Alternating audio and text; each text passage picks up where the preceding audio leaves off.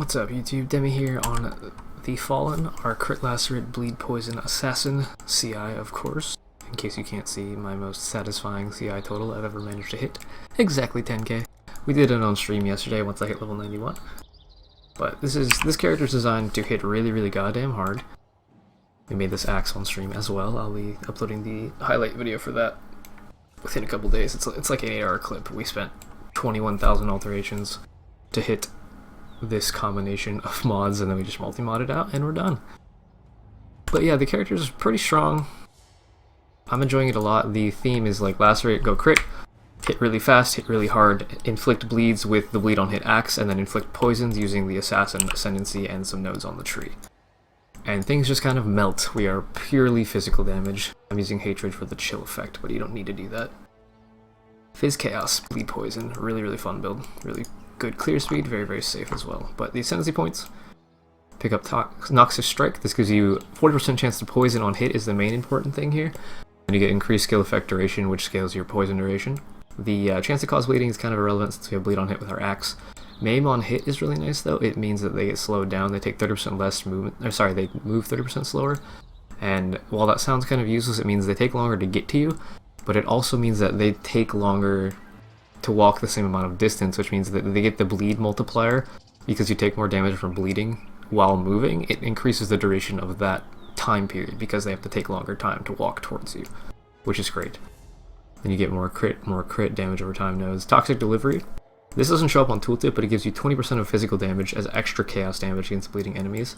So this huge chunk of fizz damage, you get 20% of that as extra chaos, which is not in the tooltip.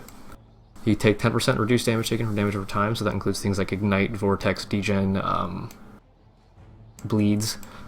And then you get 100% more poison damage with crits and 100% more bleed damage with crits on maimed enemies. So this, for 50% chance to maim, this gives you a huge multiplier to the bleed and the poison, which is great.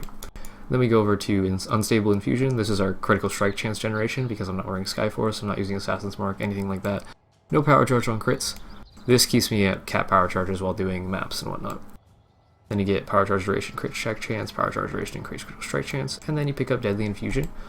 This gives you 0.5% base critical strike chance per power charge, so that when you have each time you gain a power charge, it adds 0.5% to the base crit on this weapon, which is 8.3. So it goes to 8.8 with 1, 9.3 with 2, repeat, and it multiplies that base crit, which is insane. Like, you get so much crit chance out of this. It allows you to get crit cap even if you're using a stupid two-handed weapon like I am, without using daggers and a bunch of crit nets, which is amazing. So those are the ascendancies. We will start with the skill tree now. You come out through Shadow, grab your physical chaos damage, physical chaos damage, physical chaos damage. See, these all scale your initial hit, and they scale the bleed. This is the definition of a double dipping skill point. Increased physical damage scales the hit with our axe, and then the axe inflicts bleed, but the increased physical damage scales the hit, and then the bleed itself gets increased by physical damage increases as well. So that's double dipping. The chaos damage, again, our hits inflict chaos damage, so it scales the hit, which then inflicts the poison, and then the poison itself gets scaled up by the increased chaos damage, so that's also a double dip. These nodes are insanely good for us. Then you go to Coordination, Attack, and Cast Speed. I grab Volpack for the Instant Leech because we are CI. Grab a Jewel Socket. I'll go over Jewels after the tree as always. Grab Charisma so we can reserve enough mana to do Hatred, Discipline, and Herald of Ice. Come down over here, grab Aspect of the Lynx for Fizz damage with attacks, critical strike chance, dex int, and physical damage. Grab a Jewel Socket, grab Heartseeker for a huge chunk of crit and multi. Come down here, pick up Druidic Rite for the 20% increased flask effect duration, because we're using a bunch of damage flasks. That's a huge bonus to us, and the increased maximum mana allows us to actually attack more than once with the unreserved mana. We have 34 mana cost and 102 mana, so we can attack twice, and then we have a little bit left over to almost do the third. Come down here, pick up the Life Leech nodes from Duelist. This is our only source of leech, other than Aziri's Promise. So this gives us a total of 2% attack leech on our Lacerate right here, and that includes our chaos damage, includes our cold damage, includes our fizz damage, so it's a huge amount of leech without needing to use Vinctars or anything like that. You just have leech all the time, and then we come down here to pick up Dirty Techniques. Gives us 20% damage over time, 10% damage over time, and 70% damage over time, so those scale the bleeds and the poisons. You also get 10% skill effect duration and 10% skill effect duration. So that scales the duration of things like your Immortal Call, your poison as well, and lasts 20% longer, your bleed lasts 20% longer. And then the most important thing here is you get 25% chance to poison on hit against bleeding enemies. That adds with our Ascendancy node, Noxus Strike, 40% chance to poison on hit. So in total we have 65% chance to poison on hit against bleeding enemies. And since we always inflict bleed with our bleed on hit axe, that's a 65% chance to poison without using the poison gem itself, which is really, really strong. So then you come up here, grab Fangs of the Viper for physical chaos, move speed, dex. Again, those are the same as these nodes. Physical chaos damage, they're both double dipping skills for us, or points for us, sorry. Then we go through nullification, get some ES all res. Cold-hearted calculation for attack damage, which scales our physical damage and chaos damage on our attacks. And then some intelligence, crit strike chance, crit strike multi, and more crit strike chance. You can also pick up these two nodes if you need more critical strike chance, but I did not. I was crit capped already, so I didn't grab them. Come up here, grab a strength node because we really needed the strength. Strength's pretty hard to get on my gear since I'm on ES base, so I grabbed that one node. It's the only strength node we have. Come up here, grab another jewel socket, grab chaos inoculation itself and the nodes behind it for the insane amount of more ES right there.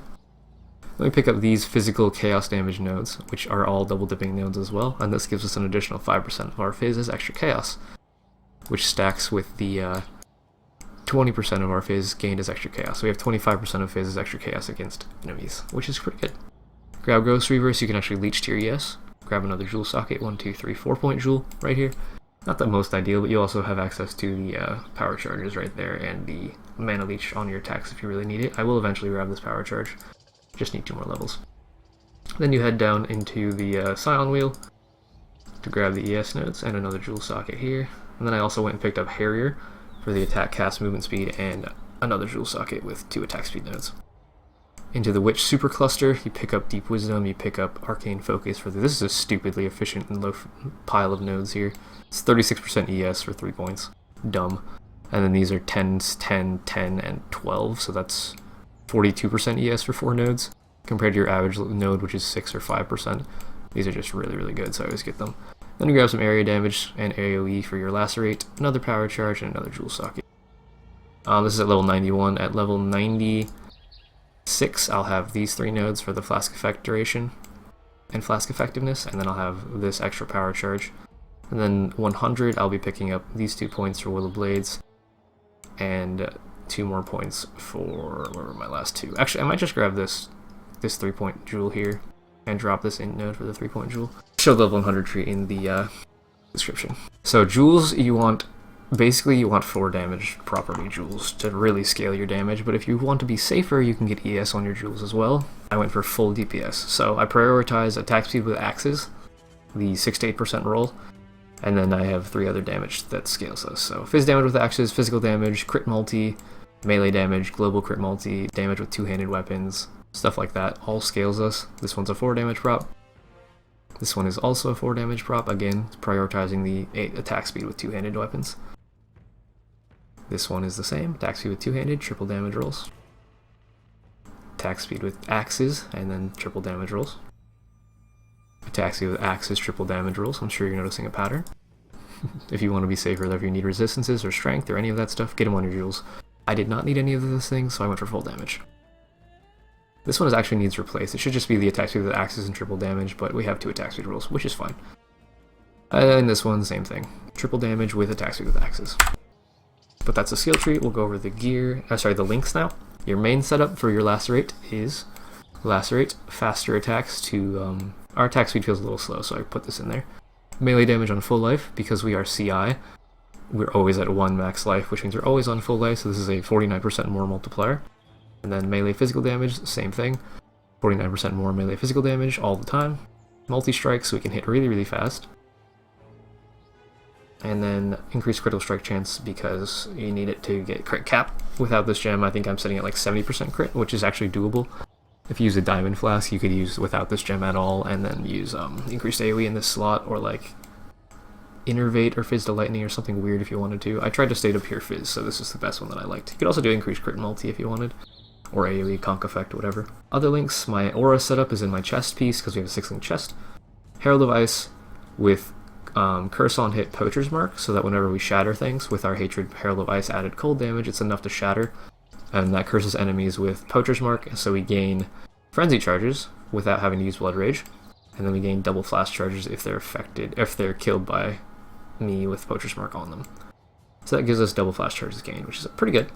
I'm also using an Enlighten in the setup, and then I have a Discipline in the setup as well as a Hatred. The Hatred and the Herald of Ice are just so we have the ability to shatter and chill, which gains us Frenzy charges. You don't need to use either of those auras, you can just use Discipline Hatred if you want. Other links, Leap Slam, Fortify, faster attacks with Endurance Charge on melee stun. This generates your Fortify, so we take 25% reduced damage taken from hits and spells, hits which include spells and attacks, so that's a good defensive buff for us.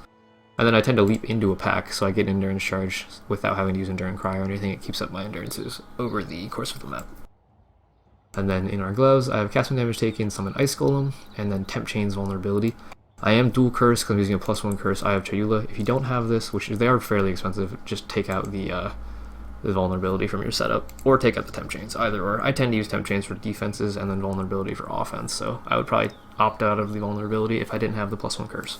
And then you could throw in like a Arctic Breath in this slot or whatever for the slow effect. And then the last links, we have a 4-link, basically free to do whatever you want.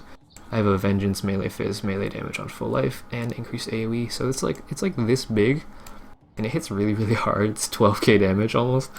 And it let us leech. It's a good defensive. If something gets too close and they tag you, they tend to die to the Vengeance.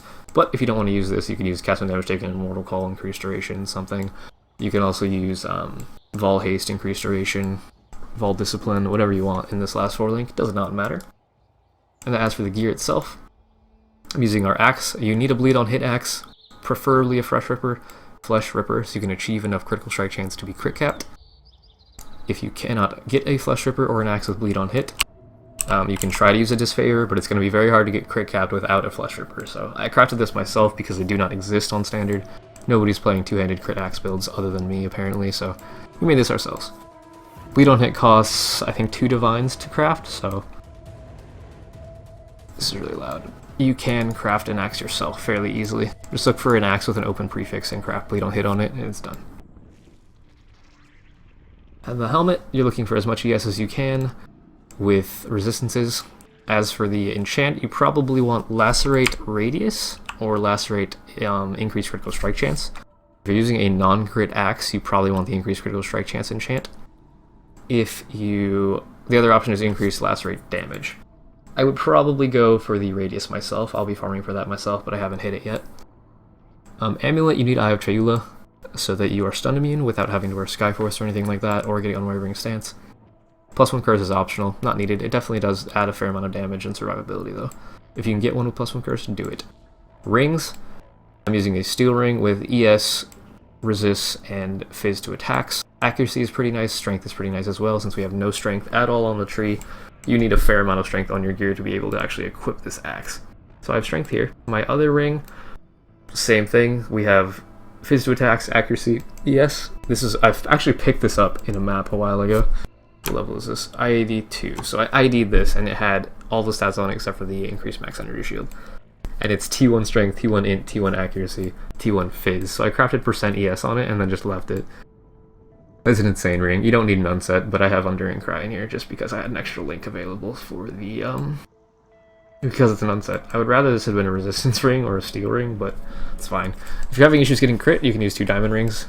But I'm not having issues using crit, so I went for these 2 options because they're the best rings that I had available. Belt, you're going to want strength, ES, resist, low speed if possible. More strength would come in handy. If I got a T1 strength roll on this belt, I could afford to drop this strength node and put it somewhere else on the tree, but go for a crystal belt with a bunch of ES and strength, or a bunch of ES and resist and strength if possible. Boots, as much ES and resistances as you can. Movement speed is not really required because of Leap Slam being our main movement skill. Tend to use Leap Slam constantly instead of running, so that's why another reason why I don't carry a Quicksilver. And then for gloves, you want as much ES as you can. A little bit of leech doesn't hurt. We actually chaos spammed this on stream the other day. I was making self upgrades. I chaos spammed my chest and my gloves on stream within like 1000 chaos. It was pretty stupid. But this has accuracy, it has resist, it has ES, and a little bit of fizz attack is leeched as life, which is pretty nice. And then your chest itself, as much ES and resistances as possible. Intelligence helps as well to scale your ES. Again, we made this on stream within, I think, 400 chaos. Somebody said that crafting with chaos was stupid, and I had a 740 ES chest on before. So I was like, alright, let me grab an I-83 baseball regalia, chaos spam it a little bit. Within 400 chaos, we hit this. I just crafted cold res on it, socketed and linked it, threw it on. Didn't even have to divine it. Streamer RNG is amazing. But yeah, before I got the chest and the gloves, I was using 130 ES gloves and the 740 ES chest, and I had just over 8k ES with discipline, which is enough to survive. You don't need this GG of ES gear, obviously. The more you have, the safer you are. As for flasks, this is a new flask using Sin's Rebirth, which is a Stibnite flask. So you get the smoke cloud, which blinds enemies and gives them basically minus 50% chance to hit because they're blinded. You also have Ignite immunity, which is great for CI builds, and you gain Unholy Might during flask effect. Unholy Might is a buff that gives you 30% of your physical damage as extra chaos damage. So this stacks with this 5%, and it stacks with this, where is it? With this 20%, so you actually have 55% of your physical damage as extra chaos damage, which is just stupid. It's so good to scale your poison, and it gives you a fair amount of chaos damage to your attacks. Like, look at this. 1,500 to 2,400 chaos damage to each hit. That's stupid. And then other flasks, I'm using a bleed immune basalt flask. If you're going to use a basalt for your bleed immunity, you need to roll reduced charges you use, otherwise you only get one use out of it. Normally basalts are 40 out of 60 charges used, that's why I'm using the reduced charges used. This is my bleed flask though. If you can't afford Sins of Rebirth, you can just use a normal Stibnite with bleed immunity and you'll be fine. It's just a luxury extra damage item. Basalt flask is for the fizz reduction though. And then my third flask is a immunity to freeze onslaught flask. Same as the basalt, if you want to get 2 uses out of it, you need to have reduced charges used. Above 23%, if you have 22 to 21%, it's still going to only give you 1 use, which is stupid. But as long as you have some sort of flask with freeze immunity, you'll be fine, because again, we are CI, we get frozen fairly easily. Fourth flask, Lion's Roar Granite Flask, gives you 35% more melee physical damage during flask effect, and knockback. Knockback effects interacts amazingly with bleed on hit weapons, because as you're pushing them back, it counts as them moving, so they take double damage from the bleed. It also is one of the only ways to scale our melee physical damage with a flask. This puts me from 49k to 67k, and that's just stupid. And once I get the flask effect nodes, that'll be even stronger. These 2 flasks will get a lot stronger. And then our 5th flask is Zeri's Promise. We get 25% of our physical damage as extra chaos, so that'll add on to our 55% to bring us up to 80% of our physical damage as extra chaos damage. That scales the ever-living shit out of your bleed and poison. Sorry, out of your poison. And it makes your hits deal a fair amount of chaos damage that's non-reflectable. And then you also gain 15% of your elemental damage from the Hatred Herald of Ice as chaos damage. So it spikes our chaos up even higher. And it also gives you 2% of chaos damage leeches life. So your chaos damage on hit gives you a huge chunk of leech. These flasks are all really cheap, other than the Sin's Rebirth, but again, you don't need this, it's just another 30% of your Fizz's chaos. So, to conclude this, we'll go ahead and run some random T15 map. That looks like a T15 map, but it's got Fizz Reflect on it, so let me roll a different one. We'll roll this Coliseum for the end of this guide showcase. So to craft maps, you start with a white, quality it up to 20, alch it to a rare, and then chaos spam it until it has double pack size rolls. That has temp chains, but it's triple pack size, so we're going to do it. If you want more quantity out of your maps, you can throw in sacrifice fragments. Each sacrifice fragment adds 5% quantity to the map as long as it's a different one. I use the cheapest ones, which are Dusks, Noon, and Dawns. Midnights are like 3C, 5C, so I don't use those. And then even more quantity if you craft on a mod that gives quantity of items found in map, any of these. You get 20% extra quant, and then you also, with Bloodlines, you get 25% more magic monsters, which means that magic monsters have a chance to drop +1, +2 maps with your Atlas, so you get a huge chunk of extra monsters, which also give you more XP, more map drops, and better returns overall. Remember, this is with temp chains. Usually I'm a lot faster than this. But as you can see, we hit really hard. Once I get full charges, I'll go ahead and show you the DPS tooltip. We started at 49k, I believe, without flasks or anything. This will be with full charges and with temp chains. We are at 225.6k DPS. Pretty stupid. So yeah, I'll fast forward this map to the boss. And then I'll see you guys at the end of this video.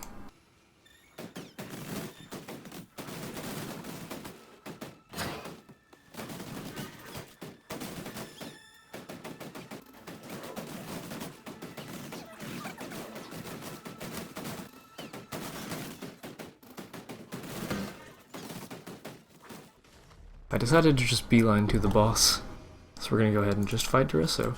T15 Duresso with temp chains minus max, reduced armor and block chains.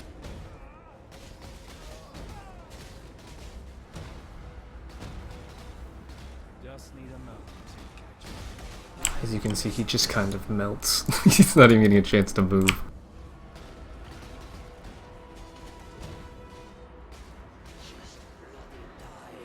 I could say the same to you, Duresso.